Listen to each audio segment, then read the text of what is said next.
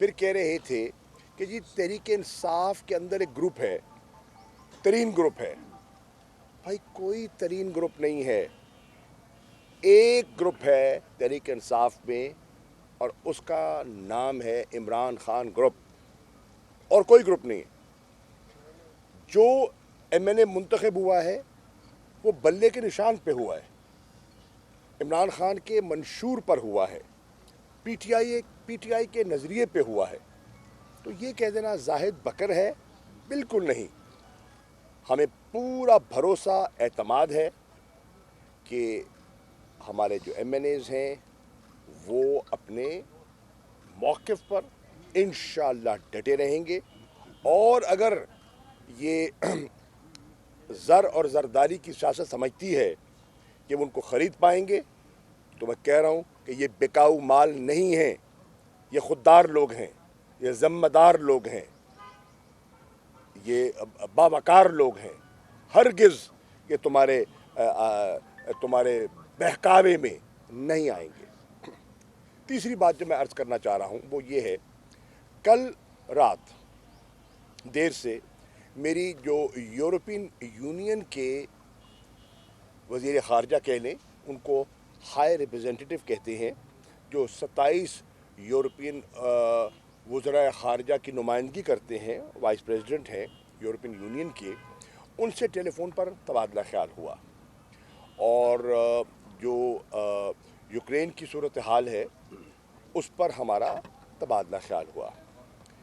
میں نے پاکستان کا نقطہ نظر ان کی خدمت پہ پیش کیا، اور میں نے ان کی جو تشویش تھی وہ سنی اور ذی نشیں کی. ہم دونوں اس بات پر متفق دکھائی دیے کہ واحد راستہ جو آگے بڑھنے کا ہے وہ ہے ڈائلاگ اینڈ ڈپلومیسی. اس کے علاوہ اور کوئی راستہ، بیٹھ جائیں آپ جگہ دے دینا بھائی. ڈائلاگ اینڈ ڈپلومیسی واحد راستہ ہے، اس کے علاوہ اور کوئی معقول راستہ نہیں ہے. میں نے ان سے کہا کہ ہم ڈائلاگ اور ڈپلومیسی کے کل بھی پابند تھے، اور آج بھی عمران خان پہلے دن سے یہ موقف لے رہے ہیں کہ جنگ مسائل کا حل نہیں ہے. ہم تو حالت جنگ میں 20 سال رہے ہیں، ہم نے تو دیکھا ہے کہ جنگ کے کتنے بھیانک اثرات ہوتے ہیں معیشت پر. ہم نے تو 80,000 سے زیادہ ہماری کیجولٹیز ہوئی ہیں، ہماری معیشت کو نقصان ہوا ہے. اور آج خدا نہ خواستہ اگر یہ یوکرین کی جنگ بڑھتی ہے، اللہ نہ کرے، تو اس کا جو یورپ کی معیشت پر منفی اثر ہوگا اس کا اندازہ وہ لگا سکتے ہیں، اور وہ لگا رہے ہیں.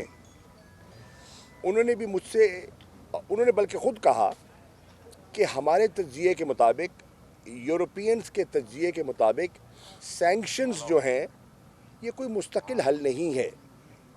یہ کوئی مستقل حل نہیں ہے.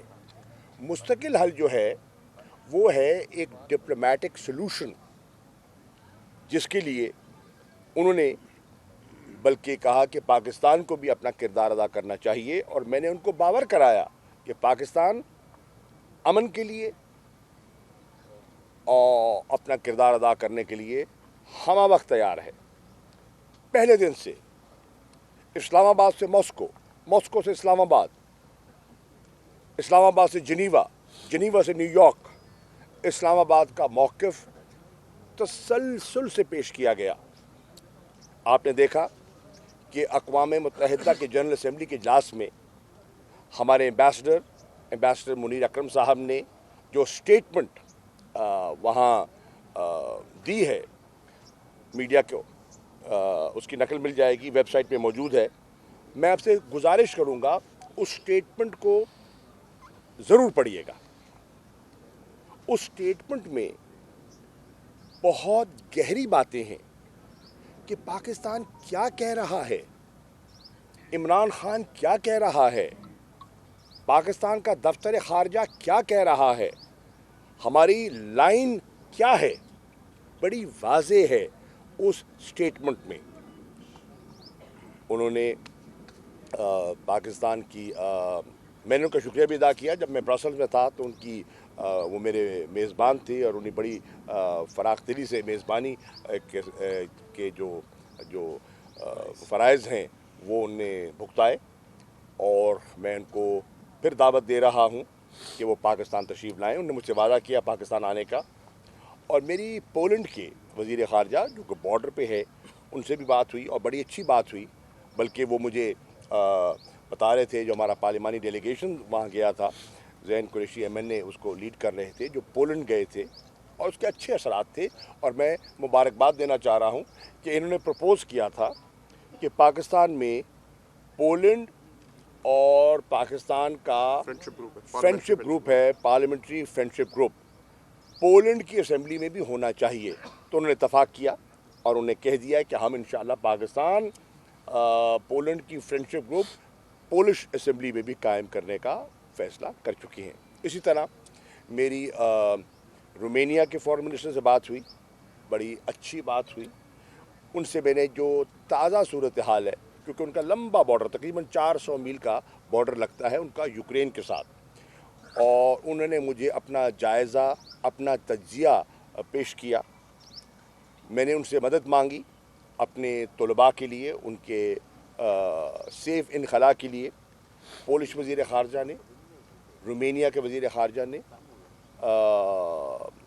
आपका भला हो, हंगरी के वज़ीर ख़ारजा, उन सब ने मुकम्मल तायीद और हिमायत का हमें यकीन दिलाया है। और बेशतर हमारे बच्चे जो हैं अल्लाह के फजल से महफूज मकामात पर पहुंच चुके हैं। जो रह गए हैं, हमारी मुसलसल काविशें जारी हैं कि बखैर खूबी वो अपने घरों को लौट आए।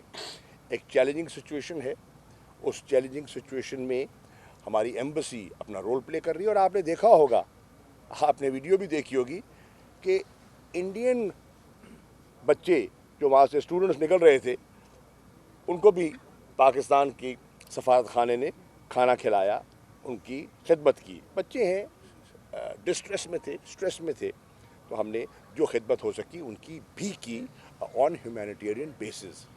तो इंशाअल्लाह ये कारवां जारी रहेगा। मुझे एक अफसोस हुआ कल, जो मैं तवक्को नहीं कर रहा था। कंडियारी में पीपल्स पार्टी के कारकुनों ने मेरे काफ़िले को रोकने की कोशिश की और वहाँ एक तसादुम की फ़िज़ा पैदा की। मैच्योर पॉलिटिकल पार्टीज़ ऐसा नहीं करती। ये बेनज़ीर की सियासत तो ऐसी नहीं थी, क्योंकि मैंने तो उनके साथ काम किया है। हो सकता है ये नई जो पीपल्स पार्टी बनी है, जो ज़रदारी लीग है, ये उसका शेवा ज़रूर हो सकता है। मैं शुक्रिया अदा करना चाहता हूँ फैसल वसान साहब का। उनका वहाँ से ताल्लुक़ है। उन्होंने कहा ये हमारा शेवा नहीं है, हमारा आपके साथ ख़ानदानी ताल्लुक़ है। नियाज़ वसान साहब का, उनके दादा का जो हमारे ख़ानदान से ताल्लुक़ है, वो किसी से कम बीरपुर ख़ास के लोगों से पोशीदा नहीं है। मुझे अफसोस है अगर हमारी वहाँ की MNA शाज़िया मरी साहिबा की हिदायत पर ऐसा हुआ है, तो बहनों जैसी हैं, मुनासिब नहीं है। मैं फिर भी कहूँगा, आज बिलावल मुल्तान जा रहे हैं, हमारी तरफ से ऐसा कुछ नहीं होगा इंशाअल्लाह। तहरीक इंसाफ के कारकुनों से पुरअमन, तमीज़ और इखलाक का मुजाहरे का हम दर्स देंगे। वो आए हैं, आए, बात करें और जाएं, हमें क्या एतराज़ है। मुल्तान पहले भी आते रहे हैं, आइंदा भी आएंगे। हमारी सेहत पे कोई फ़र्क नहीं पड़ता। एक सियासी अमल है, उनका भी हक़ है उस अमल को जारी रखना, हमारा भी फ़र्ज़ है उस अमल को जारी रखना। अल्लाह के फजल व करम से सिंध हकूक़ मार्च से सिंध में एक मुतबादिल सोच, एक मुतबादिल क़यादत, पीपल्स पार्टी से मुतबादिल क़यादत फ़राहम करने का एक अमल का आगाज़ जो है संजीदगी से शुरू हो गया है।